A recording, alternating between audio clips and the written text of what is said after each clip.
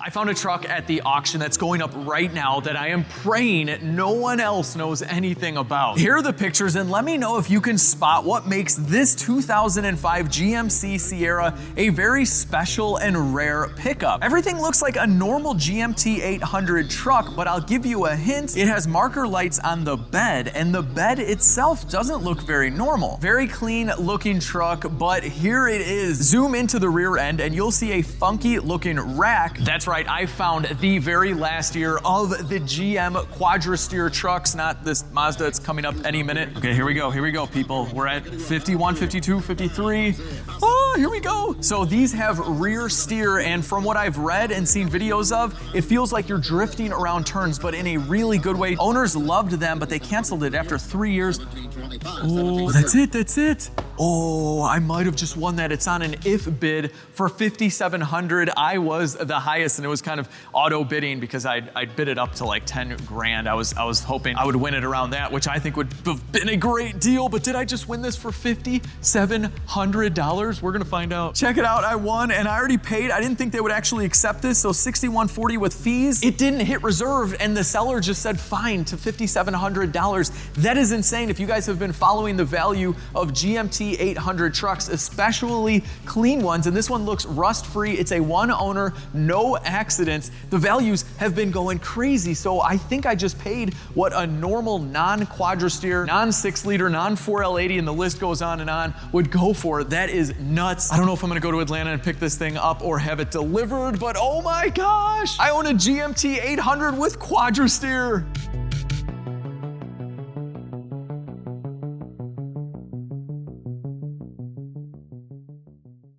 It's a few days later. I had it shipped from Atlanta. Here it is. Oh my gosh. I don't think anyone knew what this was at the auction. No way, guys. I mean, look at this. If you guys know this era of GM trucks, like this stuff all rots out. And so this is one of the telltale signs of the quadrasteer is right here, this bed. This is unique to the quadrasteer. Oh my gosh, imagine trying to find a replacement bed. Impossible, but wow, look at the cab corners. Are you serious? This is mint. Guys, look at these factory, are these factory? They like billet wheels. This is so neat. Like brand new tires. Oh my gosh, what did I find? This is awesome. I love Southern trucks and Southern vehicles. You guys have it so good, except when us Chicagoans come snag it up. Oh, what is this? Is this a, oh, he just started it. First start. He's probably gonna back it up. I should probably move, yeah.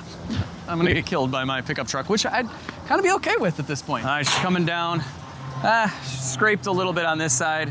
That's okay. It's like patina. It's pickup truck patina. This is also blue, if you haven't noticed. I thought it was black when I first started bidding, and then I saw a picture of kind of a damaged fender, which we're gonna look here in a minute. It is blue, so I now technically have 3 blue pickups, my SVT Lightning, my Silverado with the Pro Charger that I'm giving away, and now this. Oh, it's got a tick though.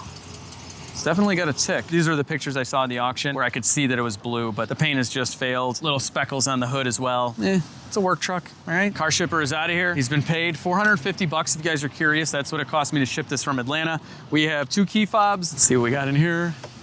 Wow. So normally these seats like really wear out. As you can see, it's got a little bit going on, but this is not bad at all. Normally these are destroyed. I think someone cared for this thing a lot.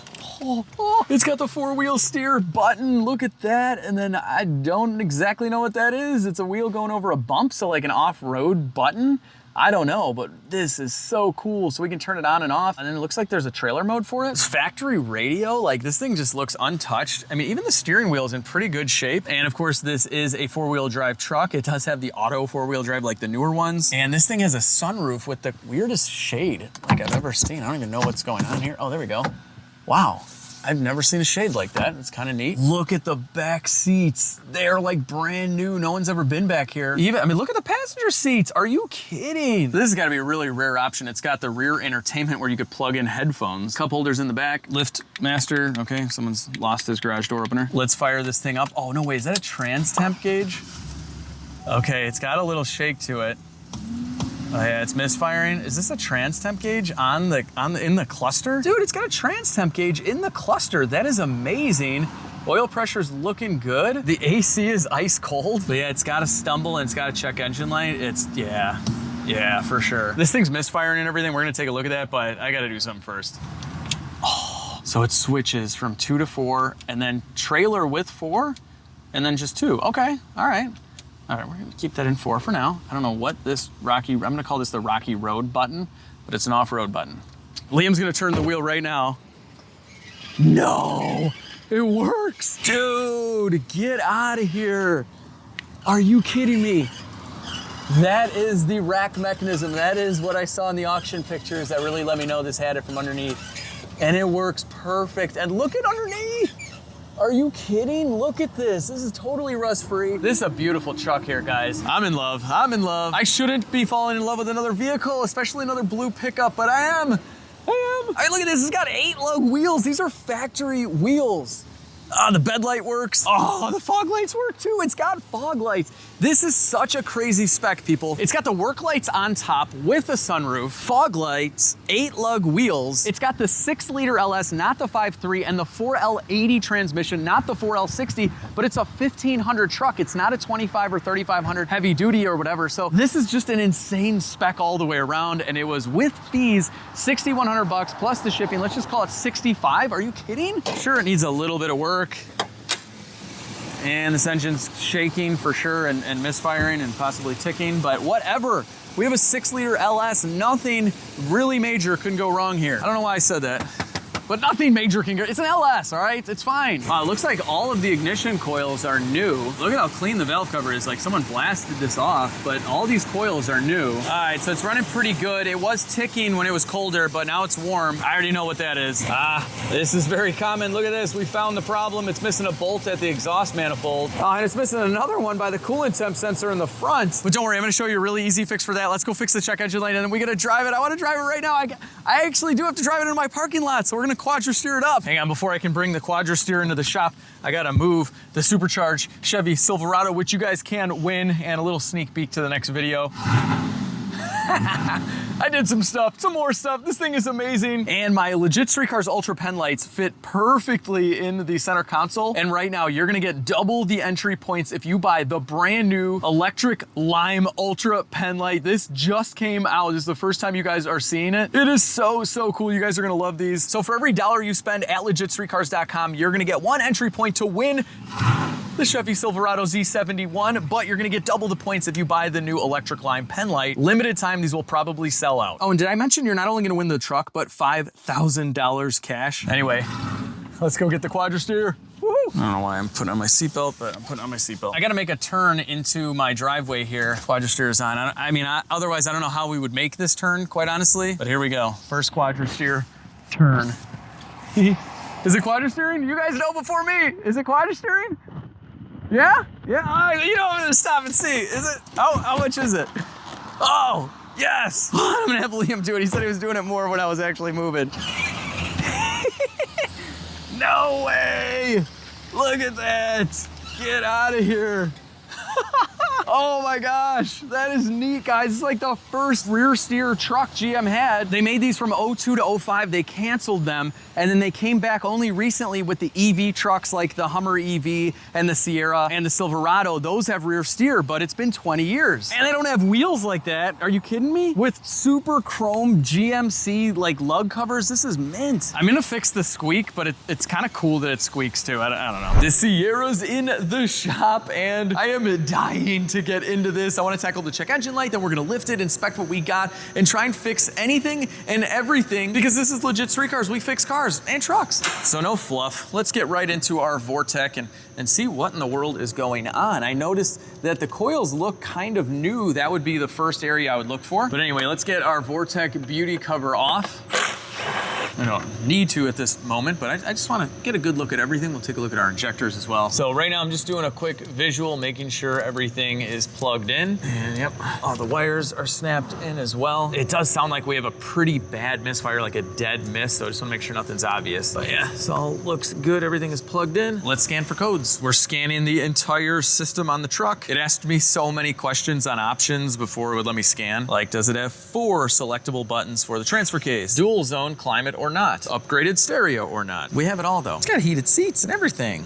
Don't know if they work. We're getting the old PO300 here, so that is just telling us we have a general misfire, not cylinder specific. So that kind of stinks, but okay, we can deal with that. That's about it, really. Just a couple little faults up there, but okay, cool, I'll take it. Let's fire this thing up.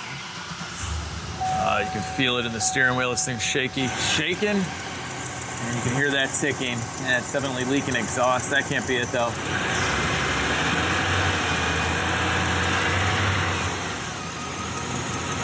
Kind of smooths out when you rev it up, but yeah, no, it's bad. Oh, check engine light is flashing. This is a bad misfire. Oh man. I got an idea though. Since it's flashing right now, let's look at our misfire counter. Come on, baby, start counting. Oh, we got counts. Okay, wow. They are exactly the same for cylinder 7 and 8. Sometimes it takes a little bit of time for it to set a specific cylinder misfire code, so it just throws them all up, but 7, 8, that's clear. I'm looking at the exhaust temperature right now, and we can see these runners are nice and hot. There's definitely a big difference in the back runner. Look at that. So we're looking at 134. And yeah, look at this one, 319, 325. We go back here. Oh man, yeah, this is really bad. Look at that, it went down. You don't have to have a fancy heat camera like this. You can use one of those little laser temp guns. Wow, look at this, the rear cylinder back here. Yeah, low 100s versus 330. She ain't firing.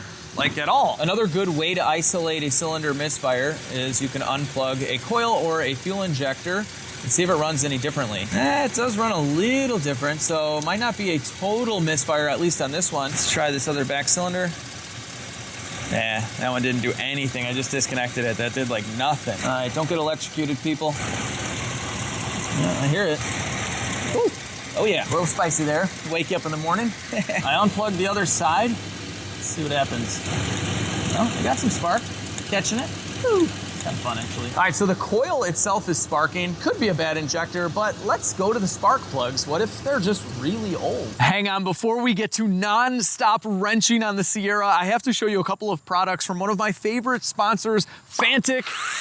You're gonna love this. So I'm at Lake Garage and we've been clearing out a ton from the backyard. Look at how thick this stump is. It's no problem. Literally munches right through. Bam, real time, look at that. Fantic's the company that makes the jumpers and the tire inflators, and now they have this. I love everything they make, seriously. You don't know how nervous I was about needing to maintain a gigantic pool like this, but look at how clean it is. And it's all because of my cordless pool robot. This thing has so many different modes.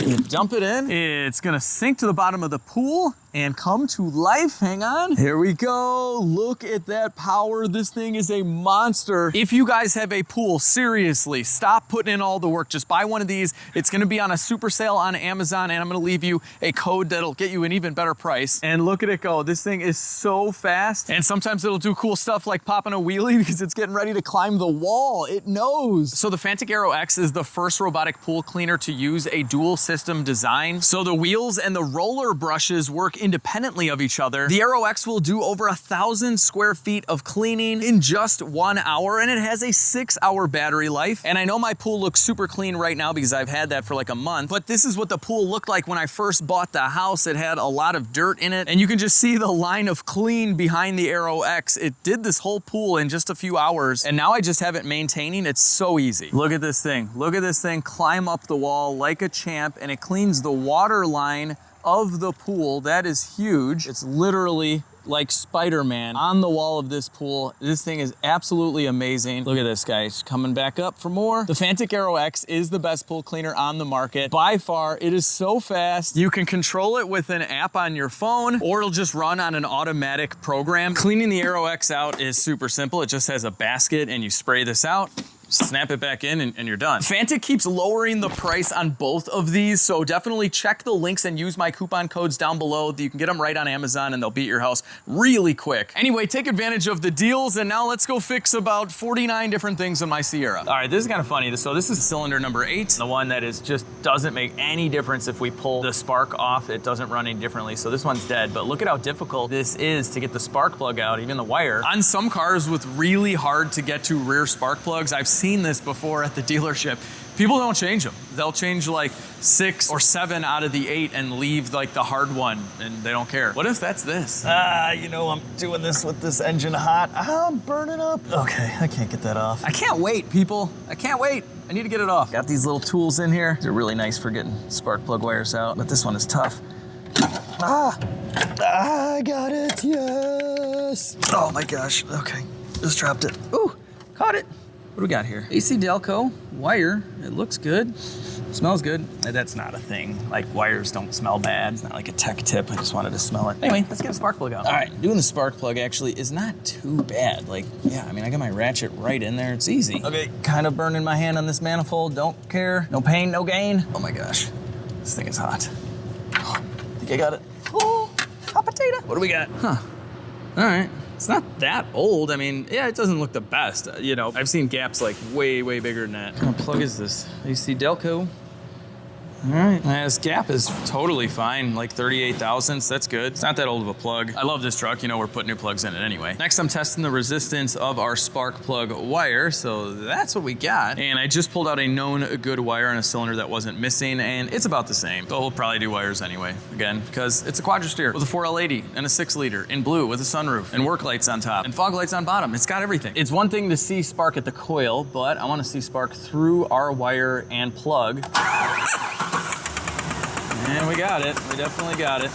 All right, that looks good. I got the compression gauge hooked up. While we get the plug out, let's check compression. I pulled the fuel pump fuse. All right, pretty good, pretty good. About 115. We got all the plugs in and the battery's getting kind of weak, so we can keep going a little bit more, but it's got enough compression to fire well. I gotta put that plug and wire back in, and I mean, we might as well start replacing stuff. So AC Delco all the way, keeping my GM all GM. Anyway, here's the new wires. Very nice. All right, these are pretty. I'm not gonna lie, I like it. A little brown accent, that's cool. The resistance of the new wire is much less than the old ones. We still have a chance that the wire fixes it, but at the very least, this thing's just gonna run generally much better with new plugs and wires. Going back in with our new spark plug. If I can find it, there we go. All right, things have cooled down a lot. Like, I can touch this now, cool. I love not getting burned. Tighten up the spark plug, we're good. They give you a little bit of dielectric grease. Put some there, a little on this end as well. And we'll reinstall our heat shield with the spring. And we'll get this guy on there like that. Click. We have our new plug and spark plug wire on cylinder 8. See if she runs any better at all. Oh, hang on, it's not gonna run better at all without the fuel pump relay back in. There we go. Hold on, what is this? Oh, look at this. This was just sitting there. That's weird, it's a 50 amp fuse. Whoa. Okay, I don't think this is anything, guys. I think they replaced this with that one, possibly. Yeah, so maybe the LBEC. I had to look this up, but it has to do with various interior functions like HVAC and a bunch of other stuff. Or it could have been this one too. Got all this paper sticker or something in here. Looks like maybe that was just a part number, but it's over these. That one says UBC. What in the world is going on here, people? I don't know. Let's keep going with our normal diagnosis here. Not sure what's happening right now inside of this. Maybe they replaced this thing? Okay. Does this thing run any better? I don't think so. Might be hard for you guys to tell on camera, but it's shaking. Yeah, it's totally shaking and misfiring for sure. So we gotta start thinking of things that are common to the rearmost cylinders, since those were the two that were misfiring. A couple things that are common to those cylinders are air and fuel. We could have a vacuum leak. We could potentially have low fuel pressure depending on how it's distributed on the rail. If we have low fuel pressure, maybe the rears are affected the most. I don't know. Let's check fuel pressure. Luckily, our good old LS gives us a traditional Schrader valve. So this is the cap that I just literally dropped. Where'd it go? Do you guys see it? Oh my gosh. Wait, is this it? Oh, I got it. There we go. Let's see, take those off, you drop them. Now for our fuel pressure gauge, we have an adapter. So that screws on like so. Here is our fuel pressure gauge, and we'll attach this on the rail like that. Kind of clips in, holds in tight. Then you just start it up. Oh, that's looking good, guys. Like 62, 63, that's perfect. Give it a little gas. Yeah, that's solid fuel pressure. Technically, it could be a volume thing, but I think that's good enough to move on. I'm gonna check for some vacuum leaks back here. A little starting fluid. Light mist, don't go crazy. Don't get in anything hot. Just don't do this kind of check, okay? I do, but a lot of people will have bad things to say about using brake clean and starting fluid to check for vacuum leaks. It's old school. But basically, if you hear the RPM rise, you got a leak. And we're just checking around the intake manifold right now. Yeah, nothing. Not very common to have an intake manifold leak on an LS. Good fuel pressure, no vacuum leaks. This could definitely be an injector issue as well, but let's make sure we have a signal from the engine's computer. And for that, a Noid light tester works very well. You can rent these from the auto parts store if you don't want to buy them, but they're not too expensive. And they come with lots of different adapters depending on the style fuel injector you have, but this is what we have. I'm gonna work on the driver's side because it's much easier. So we have cylinder 7, which was also misfiring. Pick your bank. We pulled out the injector plug, so we're gonna stick our noid light in right there. And then with this running, this should blink if the ECU is completing the circuit to send power to the injector to fire it off. Fire in the hole. Yeah, it's definitely running worse now. But yeah, we are getting good pulse. I'll turn my flash up so you can see this better. But yeah, she's pulsing away. Unplugging cylinder 7 definitely makes a big difference. It's 8 that's really not working at all. I wonder if that's throwing off the misfire counter. It could just be 8 is our real issue. I've got the noid light hooked up to cylinder 8. Let's test that one out.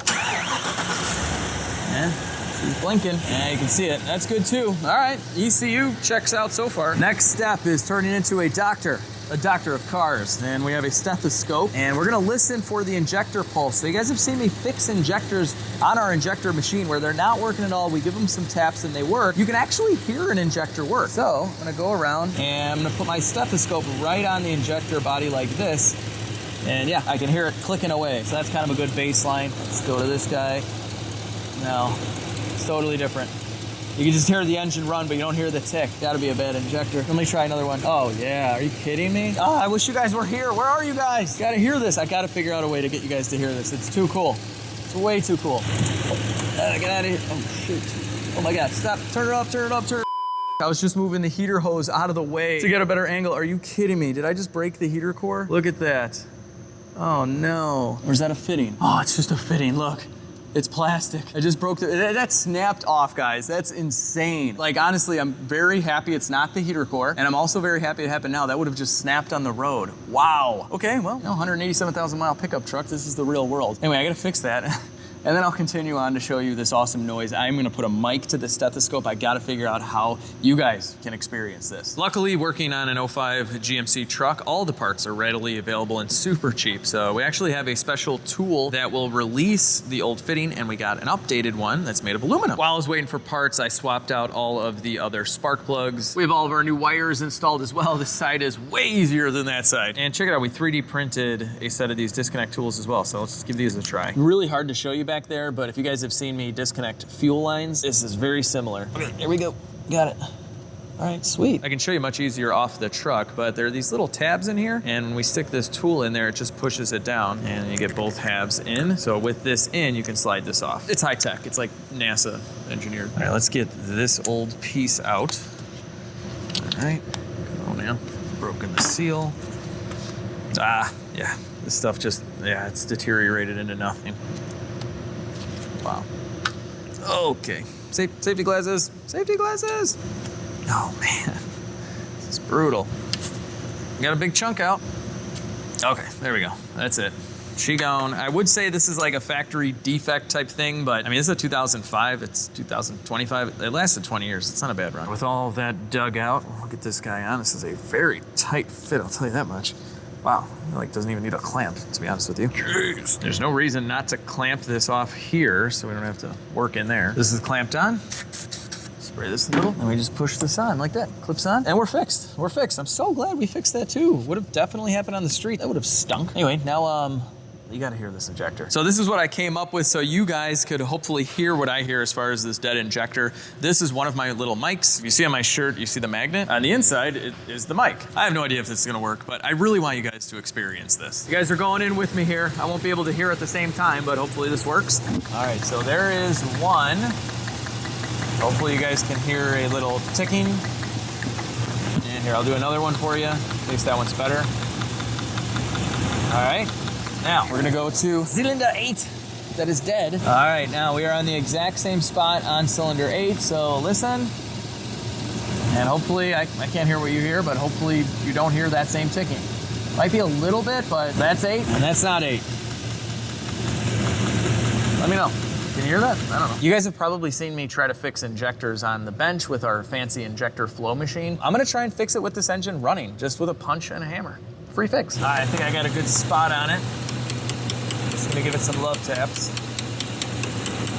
It's so cool if this thing's smoothed out, but sometimes you have to clear the code out for the injector to come back even if it is fixed. Come back to me. All right, I'm just gonna beat on this like a monkey for a little bit longer. I think that might be smoother. Maybe? I'm almost positive this is fixed, guys. Oh yeah, I mean, it was definitely shaking. Hang on, where's my injector? Ha ha, hang on. Let me get the mic for you. You guys are going in with the mic. Listen to this. Huh? It's clicking away. That injector's totally working. We fixed it with a punch and a hammer.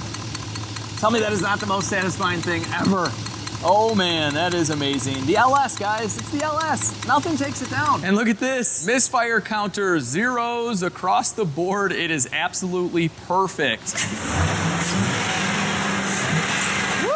Smooth, guys. That is smooth. Oh yeah, she's back. Our 6 liters back. Oh, and being a 2005, this is a Gen 4 LS engine, which means it has full floating wrist pins, stronger rods, stronger pistons. This started in 05 on the truck. So the 05 and 06 of this generation, by far the best ones. On the 4L60 cars, they upgraded them to the 4L65, so a better transmission. But this says the 4L80, which was a monster anyway, so it doesn't matter. But this engine's ready. It's 187,000 miles. Are you kidding? This engine laughs at 187,000 miles. My Cadillac North Star engine is probably not ready for 187,000 miles. Probably not, you know. Good thing it's got 65. She's still got a couple, 3,000 miles left in it. North Star's got a bad rep, but I enjoy the DTS. The engine's good right now, that's all that matters. So I bought a new injector just in case. It was like $100. But the injector did not fail electronically. If it had, we would have definitely had to replace it. It failed most likely because a little debris was inside of there and we just freed it up. So there's really no reason, save your money. Now you know we're gonna give this the full LSC treatment. I love my AMSOIL, and this most definitely wouldn't have happened if whoever owned this before was just running this every year, this performance improver. You just dump it in your gas tank and cleans the injectors and your combustion chamber and everything. We're gonna go ahead and get some engine flush too. We're giving them both. Actually, we're gonna replace all the fluids with AMSOIL, and if you guys wanna save 25% on everything AMSOIL, I'll drop a link down below. You can become one of my preferred customers. I'm an AMSOIL dealer. All right, PI is going in the tank. We'll do that now while we go around working on everything else. We're gonna get the engine flush in here as well, so this will clean up any kind of sludge. It'll clean up the lifter, so if you have the lifter tick or engine noise, this might help you out. And you just dump this in there, just like that, and then we're gonna run the engine for about 15 minutes, but let me show how much room we have to work with getting this thing on the lift. I think this thing will be on for 15 minutes of me going to figure out if I can even lift the thing. So this is a very, very long truck. This is all the room that I have to go back. And yeah, I don't know about this. She's long. Runs so good. So we'll try moving this right now. Yes, I'm using a winch from Harbor Freight box as my ladder to get in. Our limiting factor here is definitely the compressor, which is bolted to the ground. Keep going, keep going. All right, that's good. That's the most we'll be able to go. Okay, that might be all right. That's maxed out, not safe at all because most of the weight is transmission and engine forward, so we gotta turn this thing around. So we're gonna back in the quadrasteer right now. This thing's already the shop truck. We have a bunch of car parts in the back just for storage. Oh man, this is really where this guy might shine because my shop is tight. We need the rear steer. Sounds good. Here we go, guys. Tight maneuvering, that's what it does. Wow. That actually really helps. Normally we have to back up and do a few of these, but is that a one shot? That is a one shot, guys, with this big of a truck. You gotta be kidding me. This thing is unreal. Hang on, you know what I haven't done yet? I haven't looked in the glove box. What is in here? Oh, we got the Sierra manual, sweet. Oh, do we got receipts? Hang on, what's in here? Don Livingston, sales professional, thank you, Don. Oh, we got receipts. We got receipts. Yes, yes, woo, $712. Always check the glove box for receipts. Oh, welcome to OnStar. All right, we'll check this stuff out in a minute. I wanna see if we find any big ones here. Oh, okay, well, Collision Center, 2001. An accident? Don't even care. Oh wow, it had $3,800 done in body work. So 4 years ago, 7,000 miles ago, it hasn't been driven much. It was in a minor accident. They basically had to repaint some of the right side, looks like the whole right side of the truck. Yeah, no framework or anything. They did some used door skins and repainted the right side. Okay, stuff happens. So the truck has 187,000 miles. So at 171, transfer case came apart, replace failed transfer case. Whoa, $3,700 for the transfer case. Wow, they definitely went with a factory one from the dealer. That's crazy. And awesome for me, new transfer case. Tires are from June of 21, so not many miles on those. Spent $1,000 for an AC compressor, $1,152 to fix the heated seats and to have the hubcaps replaced. $2,500 because the AC actuators failed. $712 for a new water pump. $989 for fixing gauges and a window regulator, and $83 for some trim molding stuff. Work on your own car, people. This stuff adds up when you go to a shop. I mean, the transfer case for like $3,900, that's crazy. She's off the air, she's lifted. I mean, we don't have any room here, but we're kind of done under the hood for now. I don't know about you guys, but I am dying to see what this thing looks like underneath. If you guys know your old trucks, like, you know what I'm talking about, guys. You know, I mean, look at this. Look at this. What?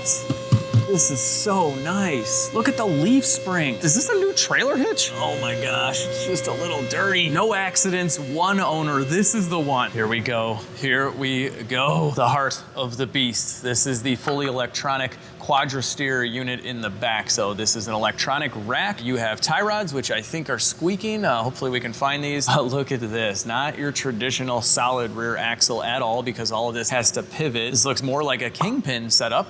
See up there as well. So a very, very heavy duty and probably hard to find parts setup, but I hope it's in good shape. Everything looks bone dry. It looks beautiful. The tie rod on boots are a little dry rotted, but nothing horrible. I mean, look at these backing plates, people. I mean, everything in here looks crust free, and check it out. This truck that has the off-road button inside that we saw earlier, it has manual selectable ride. So this is before mag ride. There's a solenoid inside each shock, and there is an orifice that it can change the size of when you press that button, and that'll allow more or less fluid inside of the shock, and that'll change your ride. So mag ride actually had little metal particles inside of this fluid, and it was magnetic, so they could change the viscosity of the fluid. This is before that, but similar function at the end of the day. This is another cool option on this truck. It has the 36-gallon fuel tank. You know how much I love stickers. Look at that. It's January 13th, 2005 at 7:43 p.m. Very specific. Any 2005 birthdays out there? This exhaust looks completely factory and in excellent condition. This is stainless and it just looks perfect and massive, guys. Look at the size. So on a lot of these GM trucks, it gets flat right here, not this. This looks like 3-inch exhaust for the entire truck stock. I mean, the floors, I mean, come on, just mint. Look at the pinch welds, everything. This is so good. I'm sorry, Southern guys that just see this and you're like watching the video like, Alex, that's literally every single one of our cars. I live in Chicago, people, all right? Our cars get destroyed. Oh, that is wiped. No way. This is a center support bearing. That is really bad. I'm so curious as to what that sounds like driving, but I don't want to drive it anymore. That's dangerous. Oh, and look at, here is our brand new transfer case. This was that receipt we found. But yeah, this I think has like 10,000 miles or something on it. Brand spanking new. And here she is, guys. Here is our 4L80 monster of a transmission. This is the one you see in a lot of really fast cars. Even with just like a shift kit, guys are running like 600-700 horsepower with these transmissions. They're really good. So still a 4-speed, just way beefier than the 4L60. We do have a little bit of an oil leak, but I think that's just from the oil cooler gasket. Very common. I don't think it's got a rear main leak. Usually all this would be wet. It's just coming from that. We'll check over all of the joints, but yeah, everything in here looks great. It just looks 100% original and beautiful. This is just surface rust. If you even want to call that, it's absolutely nothing. Even all the axle boots are in excellent condition. No leaks, nothing. I'm gonna make a list and we're gonna get right back to work. And it's the next day. I made a list and ordered it all, and it's here because it's a Chevy truck. Or a GMC, whatever. So here is, I hope everything, the maintenance stuff is coming from AMSOIL, so that's on the way. But yeah, I think I have all the parts I need. Ordered 2 center supports because I don't know which one we need there, and I cannot wait to show you how we're gonna fix the exhaust leak. It's gonna be super DIY, super cheap, and super easy, and this is the kind of stuff that I love to show you guys. So let's get dirty. You know I gotta start in the rear with the quadrasteer system, which by the way, the differential fluid needs to be changed every 15,000 miles. It's all built into the case and everything. Luckily, there's a drain and a fill, so we don't have to remove the cover. But anyway, right now I want to tackle the outer tie rod. It's definitely loose. It's not horrible, kind of hard to show you. There's just a tiny amount of play. The boot's ripped. Again, kind of hard to bring you guys here with me, but there's some play in the inner as well. We're doing them all. Let's start off by removing, I'm just gonna go ahead and say my favorite GM truck wheels. These are too cool.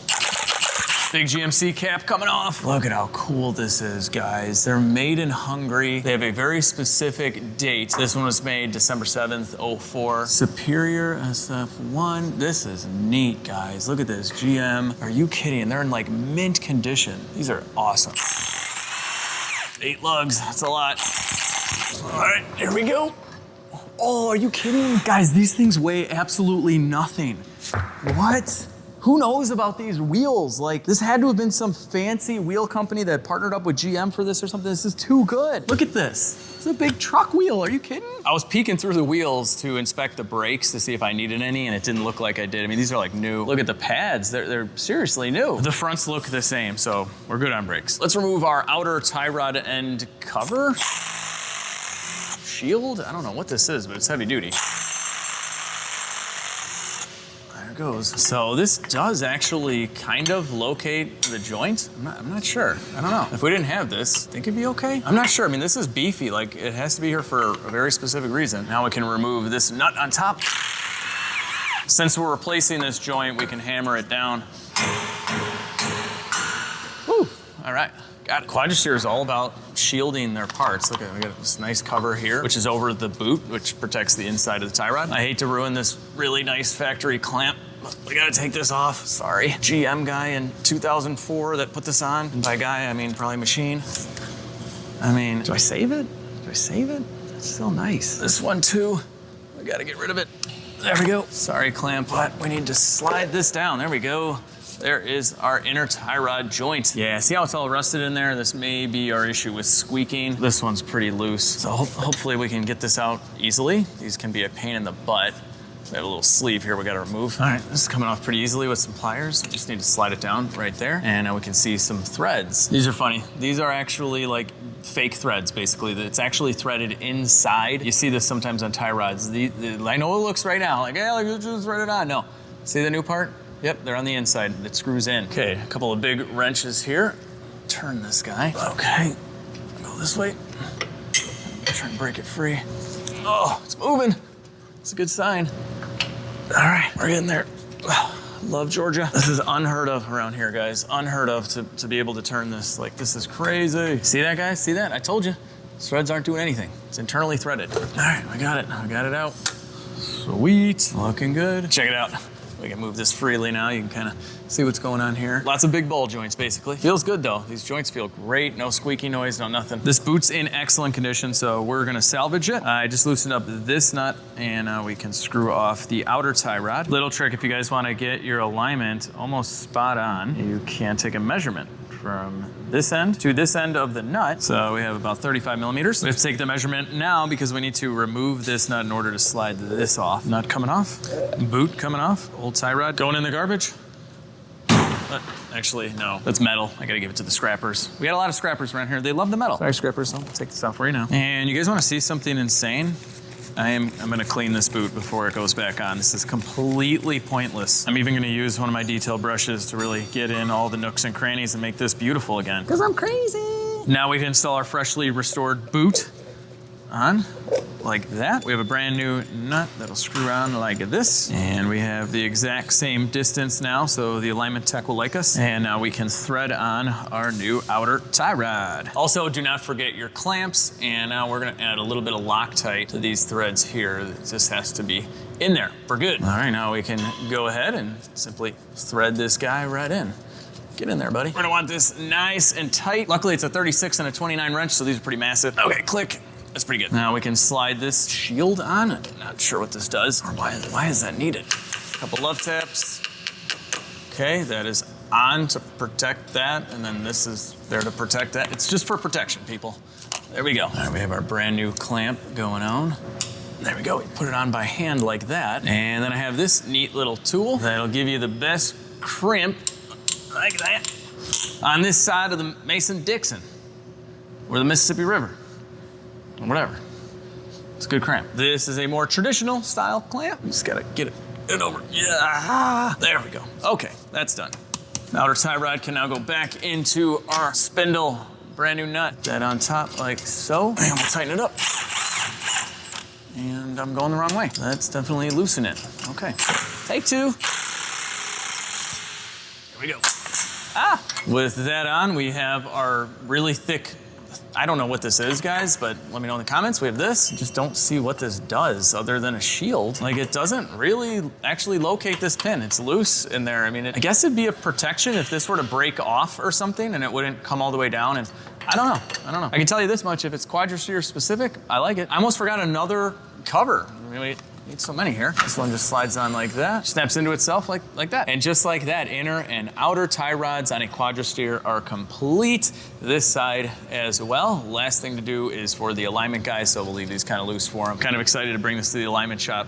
Just kidding. They're probably not gonna wanna align this. We'll see. There's so many options on what to do next, but let's just, I don't know. Here, we just passed this. Let's do this. We gotta loosen up a couple of 15s up here. Well, I did something really stupid. I can't get my tool out. I went too far and I can't switch it to tighten it to save the tool. So my only option is to use another tool to save this tool. So I can lower this entire thing and then I'll save you. I'll save you. I mean, I'll save you right here, boy. Don't you worry. Thanks, Paul. I don't know, every time I get a pickup truck, I just want to speak with a Southern accent. It's from Georgia. I'm supposed to speak like I'm from Georgia. Does that at all sound like I'm from Georgia? Like, what accent is this? Jackson, I reckon, I don't know. Think we saved it? Or I haven't learned my lesson at all? Come on. Okay, we got it. I'm getting the last up by hand here. Okay, that's heavy. All right, yeah, that's gonna slide down. I gotta separate it from here, and from there too.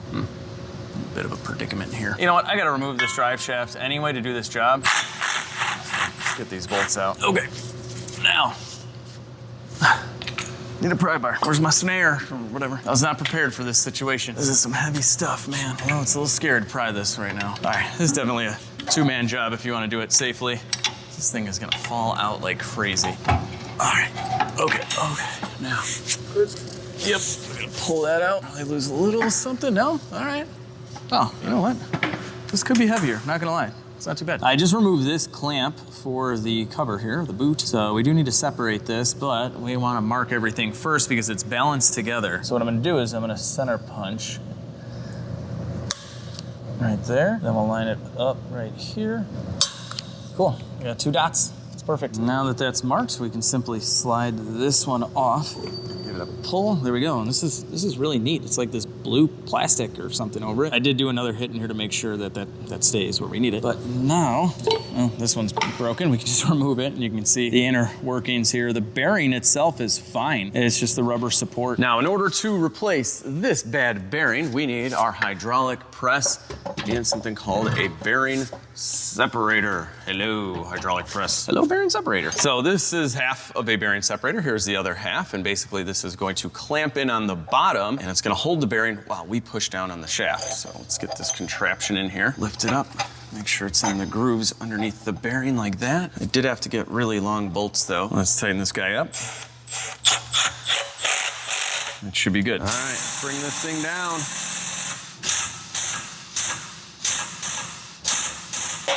Woo! All right. Yes, that's scary. And yes, I'm standing far, far away. Once it breaks free, you can kind of, there we go. We got it. Woo! All right. Here is our old bearing. The bearing itself is fine. I don't think that was an issue. Yeah, no, it feels fantastic. It was just the rubber, just age. In order to install our new center support, we have our drive shaft in the vise. We'll slide this guy on like so. The old bearing had this, which I believe is a dust cap. Some of them don't have that though, but they are also used as an installation tool. They fit the race perfectly. Now I had to get a little creative with an installation tool. I just cut this up. So we need something to go in here and we can hit with a hammer like this and get our bearing on. So yeah, it's going on really nice. So I'll get this bearing on and then I'll show you what this is from. All right, she is pressed on. Spinning perfect, looking good. So this used to be part of this. Coincidentally, I have my turbo Jeep on the other lift that I'm working on at the same time. But if you guys remember, it came with a really cheap cold side that was made of steel and I don't think I'll ever use it again. I ended up going with the V12 twin turbo Mercedes intercooler and we went air to water with the heat exchanger up front. So yeah, this is a tool now. I just slid the shorter drive shaft into the longer, and if you remember, we made our marks there, so we're good to go. And this piece here, it's so you can put the boot on over it. I forgot about that. Well, before we go ahead and reinstall our drive shaft, I noticed that the seal is coming apart. It wasn't leaking anything, and the transfer case is new, but I don't know. The seal already failed? Either way, we gotta replace it. Uh-oh, it's gonna come out. Yes. Haha, goodbye. Here's our brand new seal. Yeah, I mean, this transfer case is new. Look at that, they're even using the new blue fluid. Anyway, let's get this in. It's so weird. With the trans output shaft seal installed by hand, we need to hit it in with a ball joint tool. In this case, really any kind of cup that will fit around it. and then you love tap it in. And yeah, once it's bottomed out, you are done. But seriously, this makes no sense. I know things can rust quickly, but this rubber, I mean, it is just old. It just failed. But the whole transfer case is brand new. Like, I just don't get it. Did it not come with a seal and they reused the old one and removed it from the old transfer case? Guys, we'll never know. We'll never know the answer. Unless the mechanic out here, like, that worked on this could let us know. Let me know in the comments, mechanic who worked on this truck in Georgia. What'd you do with the seal? All right, now we can get our drive shaft back in, new output shaft seal, new center support bearing, a little drive shaft refresh, if you will. All right, there's that. What's going on? All right, we'll tighten this all up. And tightening these up, you have no chance of losing your tool. See? Comes right out. You're good. Drive shaft bolts are tight as well. Our drive shaft job is complete. So pretty, so sealy and new. Love stuff that seals. With our drive shaft done, we are gonna move on up front to some, where are they? Yeah, some front tie rods and an oil leak. This truck has a steel skid plate, which is pretty cool. We're gonna take that off for better access. Why is there water coming out? Am I getting wet? Getting wet taking off my skid plate. Oh, it's from the coolant. Oh, the coolant that dripped down from that hose. All right. Whew. I think it's gonna be best to remove the entire drag link. Nut there. I've got the nut off of the Pitman arm as well. So that's the Pitman arm. It goes to the gearbox. It's definitely the worst one to change, probably original. And yeah, it's got a lot of play in it right now. No one wants to ever do these. They stink. It's gonna be easier for us to drop down the idler first. There's two big bolts on the idler. There is the second one, so that's loose. There we go. And we'll disconnect both tie rod ends. There we go. All right, since we're gonna be replacing this joint, I'm gonna use a pickle fork to try and remove it. There's no good tool really that fits in here. Pickle forks do mess up the boots, so I would only recommend this if you're gonna replace it. All right, and we just hit this with a hammer and hope it separates. Well, after lots of hits with the hammer, finally got this thing to come off. All right. Try your assembly coming out. I took the other side tie rod out just to give me more room. There she is. We will come back to this. To get to the gearbox, we have to work under the hood, and this is how much room I have to get under the hood. I've been compiling tools here. And yeah, leg, sucking it in. Breathing it out. Oh my gosh. Gosh, I hope I have all the right tools. First thing we have to do is disconnect the steering shaft. All right, that is one 11mm bolt with some Loctite. Next is pulling the power steering line. So I loosen this up with a line wrench. Now we can pull that out. And then this one is just a return. It's right there. Return line is done, and we're pretty much done under the hood. To get the gearbox out, we have 3 gigantic bolts. There's one up there as well. Now the gearbox will simply come out. There we go, I got a ton of room. Yeah, this is right up against the frame. You really can't get to it. And then you have to get this off, which is a whole nother project in itself. So let's bring this to the table and possibly get violent. With our big heavy gearbox on the table, we have a 33mm socket. I never thought I would use this, but the time has come. Now we can remove this nut. Bam. And that's the easy part. The somewhat difficult part of this job is now pulling this off. So it is pressed onto these splines. These are nice to use for Pitman arms and idler arms, but they are too small because I got the heavy duty. I'm just kidding. They're probably all the same size in the 1500s, 2500s. But anyway, this should work. It's a 2-jaw puller. I pulled the rubber boot back so we wouldn't destroy it. So now we're gonna tighten this up. The tool was slipping out, so I put the nut back on to hold it in and also make sure the splines don't get damaged. Yeah. Not budging yet. With some pressure on here, I'm gonna apply a little heat. We're gonna be careful though because there's a seal in here, so I'm not gonna heat on this side. We don't wanna damage it. We'll heat it up here on the inside. Hope that it expands enough to pop out. We'll heat from this side as well. All right, with heat and a bigger gun, this should work.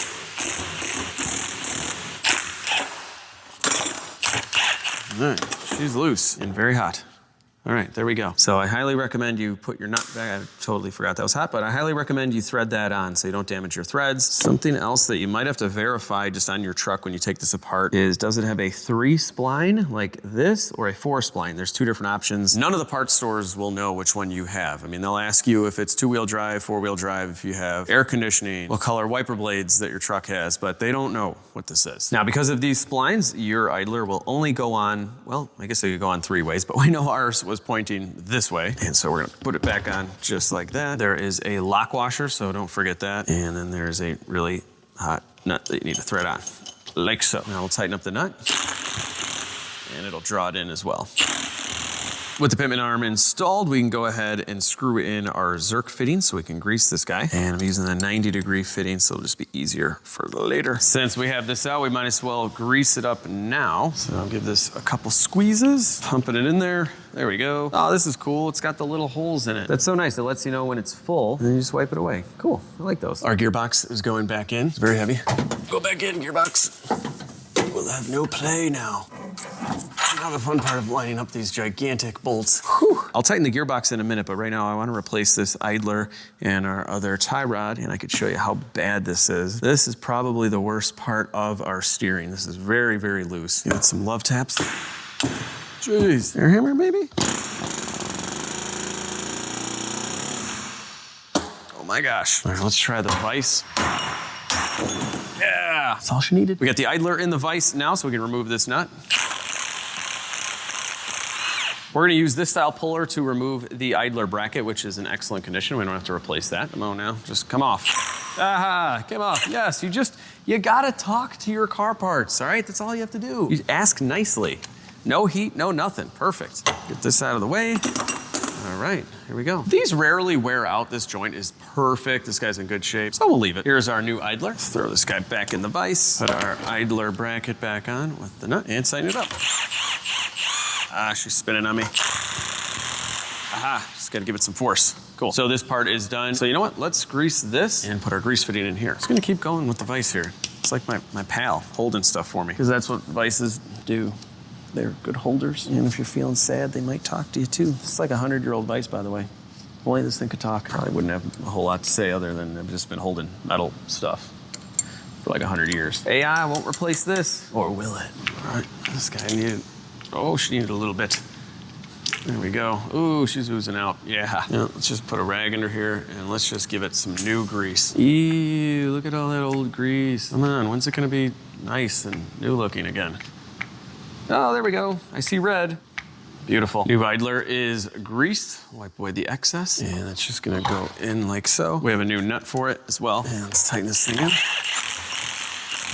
And next, don't forget your cotter pin. Slide that in like so. There's many different ways to spread apart your cotter pin, and pretty much all of them are right. Like that would be enough, like literally anything would be fine. Some people get fancy with this and they'll bend it just perfectly around the nut like that. Go this way with this one. Bam, look at that. Now we can get rid of this crusty tie rod. It's a 36mm wrench. She's on there. Come on. This thing is not coming, so we're gonna need some heat. Oh, like butter. God, heat makes such a big difference. That's insane. This thing was totally stuck before. I love you, fire.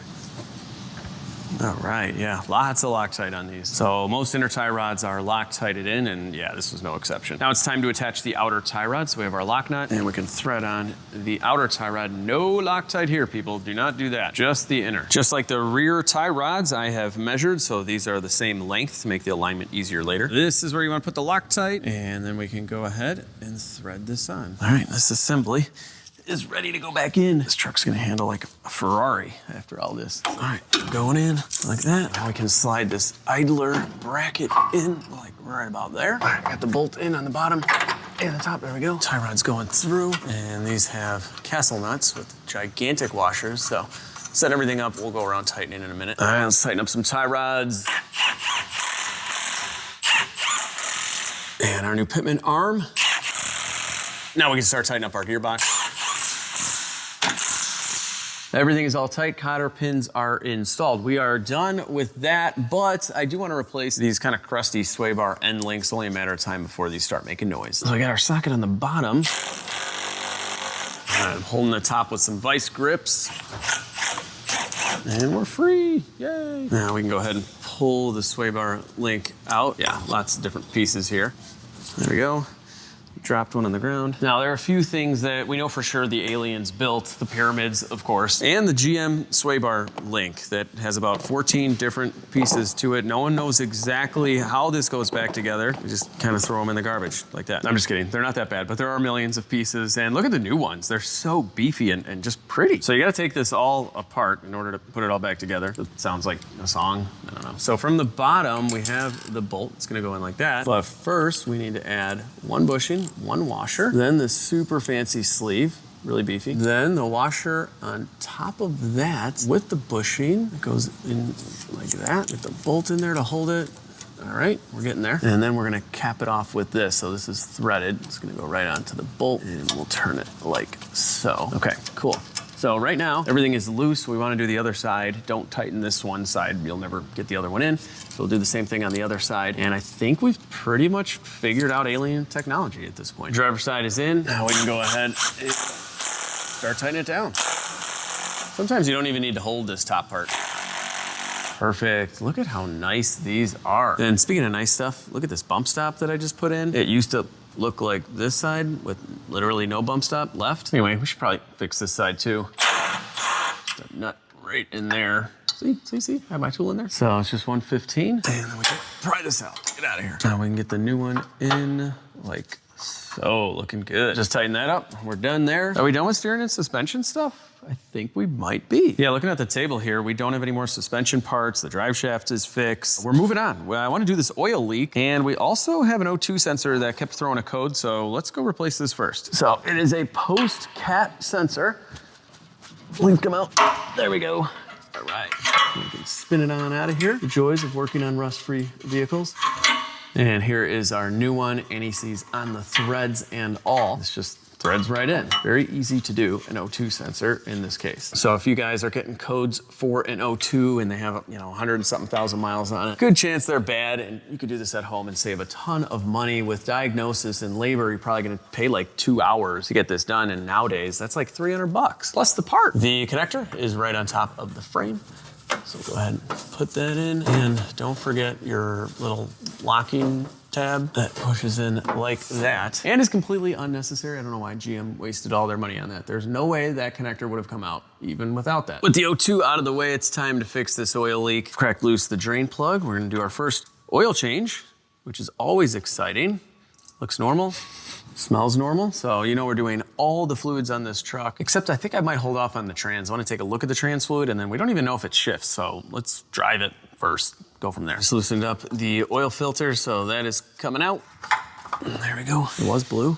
It's oily now. Always check to make sure the seal is not stuck in here so you don't double seal it. Don't always just look at the oil filter. There could have been 2 smushed on there. With all of our oil drained out, we can go ahead and loosen up our 210s so we can replace our gasket here for the oil cooler lines. And yeah, it's a real common leak, easy fix too. With the bolts removed, we just pull this back. Where's the filter? Did it fall out? Ah, there it is. By filter, I mean gasket. There's our gasket. All right, we're gonna go ahead and do lots of cleaning just everywhere, get rid of this oily mess. I think this looks a little bit better. Now we can install our new seal, and it just slides in like so. Line it up. Tighten these guys in. Bolts are tight. I dried this up underneath. She's sealed. It's time for our oil filter. We're going AMSOIL all the way. Pre-filling this bad boy. There we go. A little bit around the seal. And the LS oil filter is awesome. Great spot. It's not on the side of the block. It's just LS, they thought everything. And you can tighten up oil filters by hand. That's pretty much all you need. 5W30 signature series going in. This is the best stuff. A lot of guys will change their oil pretty much once a year using this specific AMSOIL. As always, I'll leave you guys a link for 25% off AMSOIL down below. You can become one of my preferred customers. I also drained out the rest of the coolant so we can fill this up as well. Give this thing a little coolant flush. We gotta check out this air filter too. What do we got? Oh, okay. Well, I bought a new one. I don't know if I need it anymore. Yeah, okay. I did not replace this. Someone else did, it seems like yesterday. We'll definitely put that right back in, but very good chance they did not clean the mass airflow sensor ever. And you see our little heating elements? Those can get dirty and throw off the reading. And one of these bottles of mass airflow sensor cleaner will probably last you like 10 years because you barely need any. But all you do is spray the mass airflow sensor, just like that.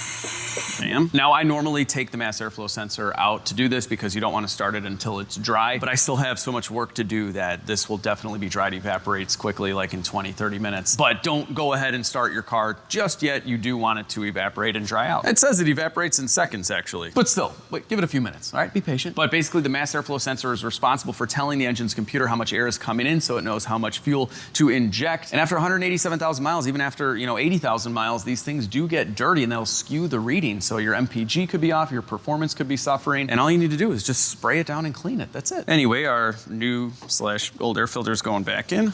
And we'll put this back together. I'm almost done doing a brake flush, so we're just sucking it out. There it goes. I gotta say, this brake fluid in the reservoir was pretty nasty. There's a good chance it's never been changed. I mean, this is what it should look like, totally clear. Sometimes your brake fluid is a different color new out of the bottle, but yeah, this is gonna look much better. Surprisingly though, the reservoir looks really clean, so it's weird. Anyway, this thing takes a lot. On bottle number 2, God, I'm really surprised they didn't do the brake fluid flush while they did all the new brakes. Makes sense, but anyway, we'll go to the max. Yeah, okay, 2 bottles. Wow, look at the difference, it's beautiful. All right, got our cap back on. Look at this stuff that came out of there. Wow, that's not even all of it. Like I had to already dump this out before. Nasty. A lot of people don't change brake fluid ever. It soaks up moisture and then it just gets nasty. Don't let it get that way, it's cheap. I thought I was done with steering and suspension, but I'm not. Check this out. This Rancho shock just came in, but it's not what you're thinking. It's not what you're thinking at all. Unless you're thinking that I'm gonna add a steering shock. In that case, you're exactly right. So if you guys see here on our center leg, there is a hole here, and on our frame, there are 2 holes here where a shock would fit in. Now on a lot of trucks, there is a steering shock, especially ones with big gearboxes, and this kind of just makes the steering feel a little bit tighter and it dampens the steering. You can see my Jeep Wrangler has a steering shock, and I base all my car decisions on what the Jeep Wrangler has, so we are adding a steering shock. I just installed a boot on the shock, and this is a bolt-on affair. It's gonna slide in like that, and this side's gonna slide in like so. We got some fresh hardware going in. All right, that's tight. Like a champ. All right, she started back up, and we need a little bit more room to, you know, fix exhaust manifolds. So we're gonna try and DIY fix this exhaust manifold leak. We're gonna pull out this plug wire here. All right, new spark plug wire's out. And now we have access to the back of the manifold. That's where the bolt broke off. And it's hard to see, but the flange is away from the head just a little. Now, as you can imagine, there is like no room back there to drill. So normally you would drill out broken exhaust manifold bolts. It's a big job. In that case, you'd have to take the entire manifold off, likely breaking a bunch of other bolts and creating a gigantic nightmare, very labor intensive. You could bring something like this to a shop and it can cost into the thousands easily, but I found this little bracket for like 25 bucks that's gonna fix that. So the way this works is this bracket is gonna bolt into the back of the head, and then we're gonna thread in a bolt over here that's gonna push this manifold in towards the head. And back here, there are 2 free open bolt holes that aren't doing anything. The wonders of the LS engine. It was used on so many things that on some other vehicle, the back of the cylinder head may have been holding a ground wire or some kind of bracket, who knows? But on this, it's free. It's free so you can cheaply fix your exhaust manifold leak. It's a little tight back here, but you can get a little ratcheting wrench in. So once this is started, you can tighten it up. There's one on the bottom as well. Hard to show you. More on one of those jobs, you just kind of got to feel back there, but it's not too bad. It's a 14mm head. Not that that makes it any easier. I just felt the need to tell you. It's a 14. It's kind of weird. I've got the 2 bolts at the back of the head tight, and now we just need to turn this, and you see it going in. It is going to rest right up against the flange, and we're going to tighten it even some more with a wrench, and it'll push the flange right to the head. There we are. It's almost there. Hard to tell, but the gap there is getting much smaller, and yeah, there we are. We are pressed up against the head. That gasket should be totally sealed. And the beauty of the LS is it uses multi-layer steel exhaust manifold gasket, so it's not a graphite gasket that you'd be worried would be all brittle and destroyed. This is just metal on metal. We're just smushing it together. It's gonna work just fine. I'll prove it to you. Right after I swap out this old battery, getting up to about 5 years almost here, she's done. Hang on, you know I gotta clean up this battery tray. Oh, much better. Much better. Look at that. Now, a new battery can go in. New battery is in. Let's see what she sounds like. Perfect. Aha, there's no tick whatsoever. So I know it wasn't the loudest in the world before, but this is what it sounded like. It's definitely got a tick. A little bit of a tick, and now we have nothing. Cool. All right. Now they sell these contraptions for a few different bolt hole locations, so I get to show you another one now. First, we have to remove this bracket. So a couple of 10s. Don't forget to put the grounds back. Now this will give us a little bit more room in here. We have to go around the coolant sensor. I'm gonna go ahead and unplug that. So this one is gonna fit right over the coolant sensor. And same idea. There is an open hole in the head there. One right there as well. So we'll get some bolts in. This one's actually a lot easier. In the back of the head. Nice. This one is all done. I swapped out the bolt here that pushes against the manifold with a much shorter one. The one they give you comes out to here for no reason. So that is done. Our coolant sensor is plugged in and we fixed yet another potential leak. Although that one wasn't really leaking as we heard before, but why not? Vortec cover going back on. We are almost ready to drive this thing, and I think I'm gonna go ahead and swap out the trans fluid before the drive. I did check it and it looks okay. Like, yeah, it's still pretty red. It smells pretty good too. I have no indication with the fluid that this is a bad trans, and I like to maintain vehicles that I love, so let's just do it. I think the hardest part of doing the transmission service is the shield here, so I removed 2 bolts, and we should be able to pry it off now. Just right off the exhaust hanger. There we go. Can this be removed, or do we just leave it dangling in here somewhere? Without getting crazy and removing the exhaust, I think this is gonna be good enough. It's just out of the way. Now it's a matter of removing a bunch of 10s. These aren't the most fun. We got it. Well, I purposely did not shower this morning because I figured I'd be at the point of doing the trans pan today. This is a beast. I had to loosen up the trans mount, jack up the trans, just to get to all the bolts. So now it's the home stretch. I already got the squint going. This stuff's gonna go everywhere. God, this gasket though. Only got 2 bolts left. Still no leak. Oh, the leak, it's starting. Here we go, people. Oh, here we go. Get over here. It's the calm before the storm.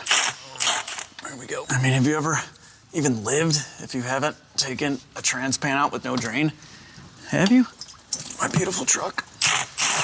Okay, last bolt. Come on down, buddy. Give it the old tilt. Yeah, fluid looks good. It's not brand new, but it looks good. At least be easy to come out, please. Yeah, of course not. It's gonna get stuck on everything. Going up with the trans right now. Oh, there we go. All right. Yeah, you definitely have to jack up the old transmission, but here we are inside the pan. And she's looking good. We don't have any stuff at the bottom. The magnet has minimal stuff. All right, let's see. I'll pull this guy out. Cool. Seal is definitely stuck in the trans. Watch out for that. All right, I'm gonna go wipe my arms off and we'll get back into this. So this is a pretty beefy trans filter seal. Use a punch and a hammer, kind of cave it in a little bit. And then sometimes you can get this out with a screwdriver. Come on, seal, get out of there. See if we can twist it out. No. There we go. All right, that seal is garbage. Here's our new seal. Seal driver or a socket that's right next to you will work for this. There we go. Perfect. New trans seal. Here's our new trans filter, and it just gets popped in like that. All right, she's in. We're ready for a gasket. Here's our cleaned out transmission pan with a new rubber gasket. Since we jacked up the transmission, this should go in easy like that. Nice. That is perfect. Definitely jack up the trans and we'll get all these 10s going. Everything is done on the transmission. Shifter cable is back on. We have the exhaust shield back on. With the trans done, it's time to swap out the fluid in this, our quadrasteer rear differential unit. So this is the fill plug. We'll pop that out first.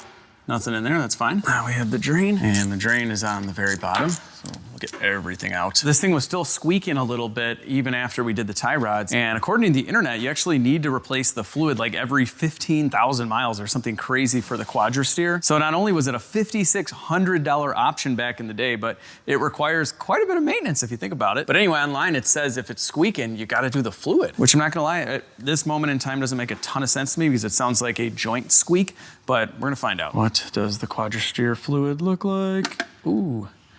Ooh, what in the world is that? Quadrasteer?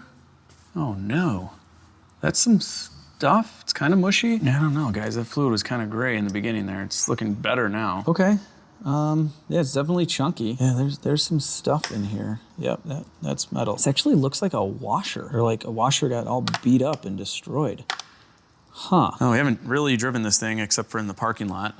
Let's continue on. We'll clean this. We'll put new fluid in it. And if everything works, pretty sure I can convince myself that this never happened.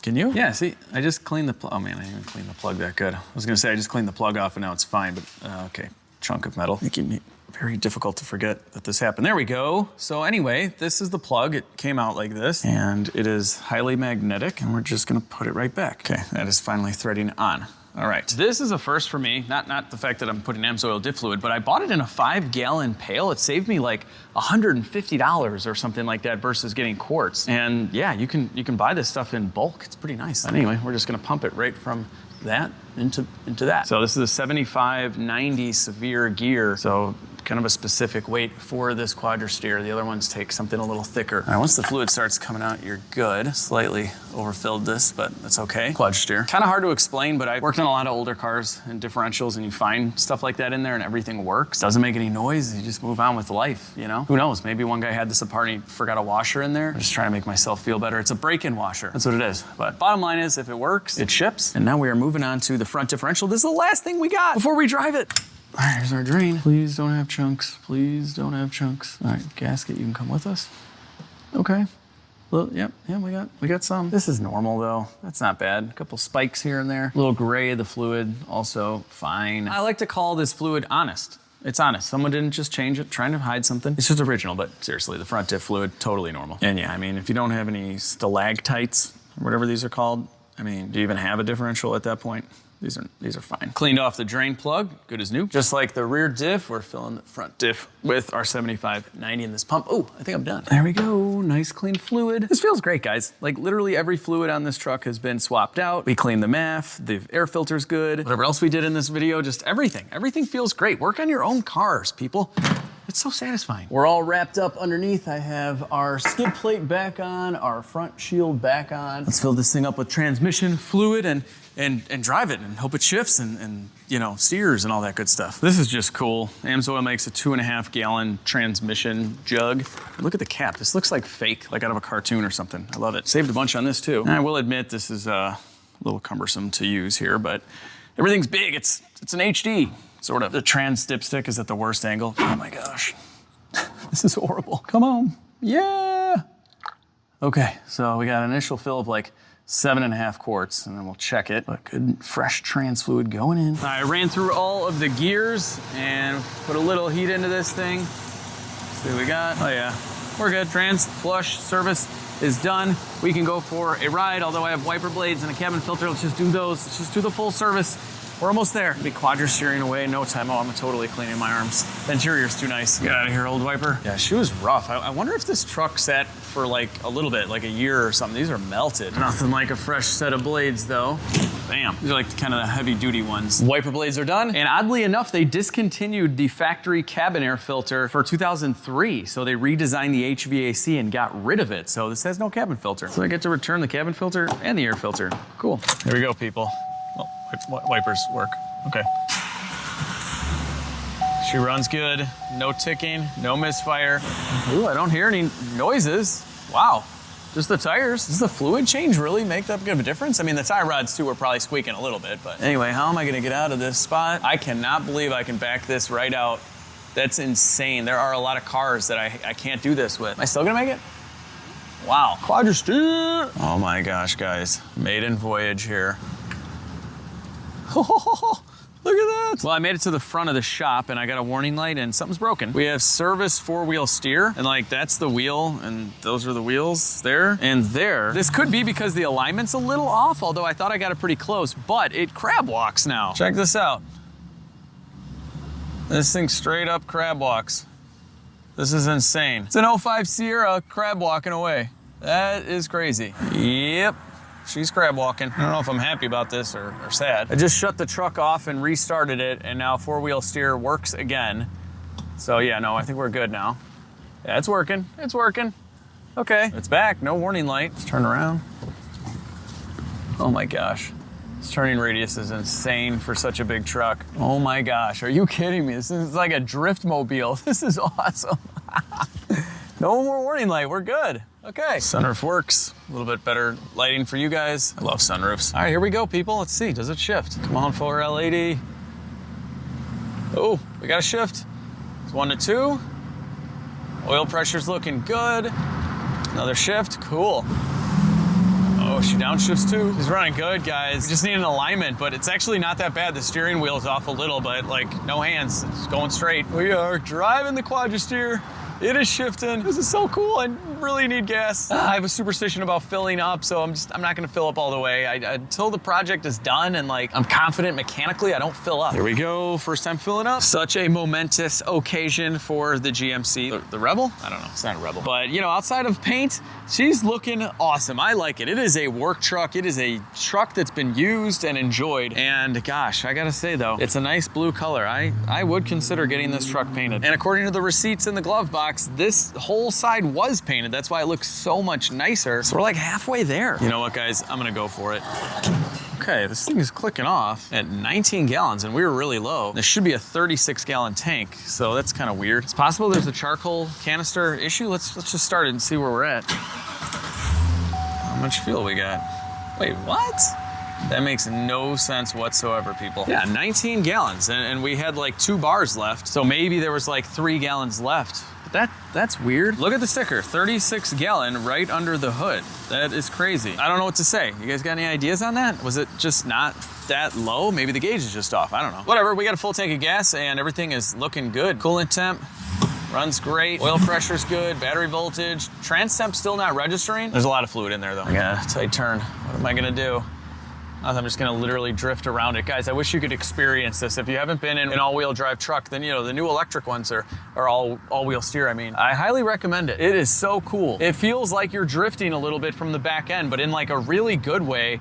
It's gonna be weird to get into other vehicles though. Like the turning radius is so good. From 2002 to 2005 when they had quadrasteer, $5,600 option. That is huge, guys. That's like an $11,000 option today. I gotta say, if I had the extra cash back in the day, I definitely would have gotten it. Although in 2005, I was like 21 years old and I definitely didn't have the extra cash, but that's all the way. Shifts great, drives great, definitely not fast. This is a super, super heavy truck.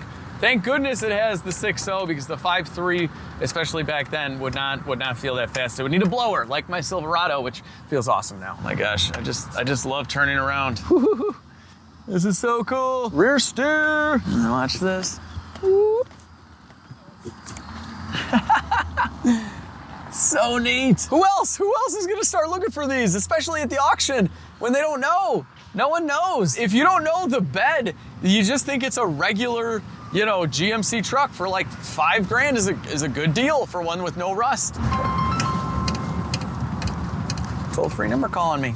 It's probably 1-800-quadrasteer. Let's see, can I make it? I didn't exactly make it, okay? It's a narrow street. I mean, give it a break, right? Whew, this thing runs so good. These are the most comfortable trucks ever. The ride, the seats, just how you sit and everything, love them. They're turned into classics, the old GMT 800s. Just pulled over to check everything over. Let's listen to this baby.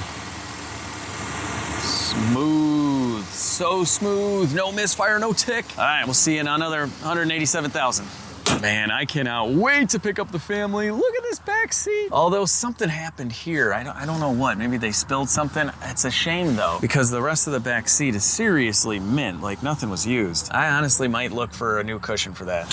What's in here? Oh, okay, nothing. Cool, looks good. Carpet looks great. Guys, she's a beaut, isn't she? Look at this thing. Just don't look at the missing paint or look at the missing paint. This is a good looking truck and in the craziest spec ever with the work lights, the fog lights, and you know, everything else. Let me tell you, you do not need to buy expensive cars to enjoy the car hobby. Like the amount of happiness and joy I get out of this thing for like $6,000 is amazing. Like I cannot wait to drive this car. I can't wait to use this truck. Like it's just so special to me. Even the cheap ones are awesome. Look at this guy, are you kidding? They didn't have like cell phones in 2005. I mean, they did, but like they weren't like this. This is insane. This fits perfectly. I have like an S23 Ultra. Like this is like a big phone. Are you kidding me right now? GMC, were they from the future? Obviously they were. Plans for the Sierra quadrasteer. Well, right now I do need an alignment. I got to get that done.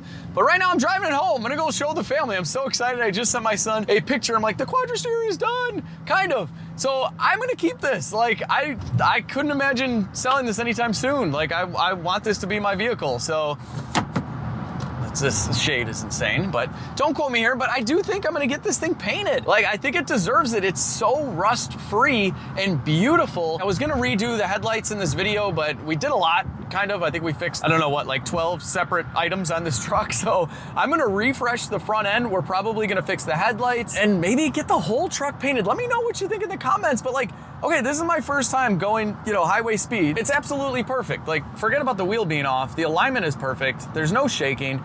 It's in excellent condition. My first Escalade was a 2005, which is basically the same thing, and I always thought that was the best truck ever. There's a reason these GMT 800s are so well known, especially the 05 and 06. When they made tweaks to the engine and transmission to be even stronger, they last forever, and they're so comfortable, guys. You gotta just drive in one of them. They're amazing. They last forever. It's just one of those trucks that should be just super well respected. Imagine a 2005 Ford F-150, all right? They had a slew of issues, hard to work on, unreliable, just bad at everything. This blew it out of the water, and I think they look great. So I'm keeping it. Plans are to keep it for now. Now, the only thing that is disappointing but expected is that they're slow. It's a big, heavy truck. So I don't know. I might make it a little bit faster. Nothing crazy, but just something. So I hope you guys stay tuned for future Sierra videos. And I hope you guys are out there looking for the one of roughly 12,000 quadrasteers that were made. And there's probably still exactly 12,000 on the road because they never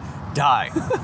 So we could be quadrasteer brothers, but comment down below. What do you guys think of the new truck? What would you do with this thing? And do you think I got a good deal? So anyway, normally I go back to the shop or I'm outside for my outro, but I'm outroing this from inside the quadrasteer. So I hope you guys really enjoyed this video. I hope you enjoy a video where we just relentlessly wrench throughout the entire video. We get dirty, we fix stuff, and hopefully you guys learn that you can do a lot of this stuff at home and save yourself a ton of money. But anyway, give it a big thumbs up, share the video with your friends and family, subscribe to the YouTube channel if you haven't already. I also have a second channel, LegitStreetCars 2. I'll link it down below. Subscribe to that one as well. It's a big subscribe fest over here. But most importantly, I hope you guys have a phenomenal day, and I'll see each and every one of you in the next video.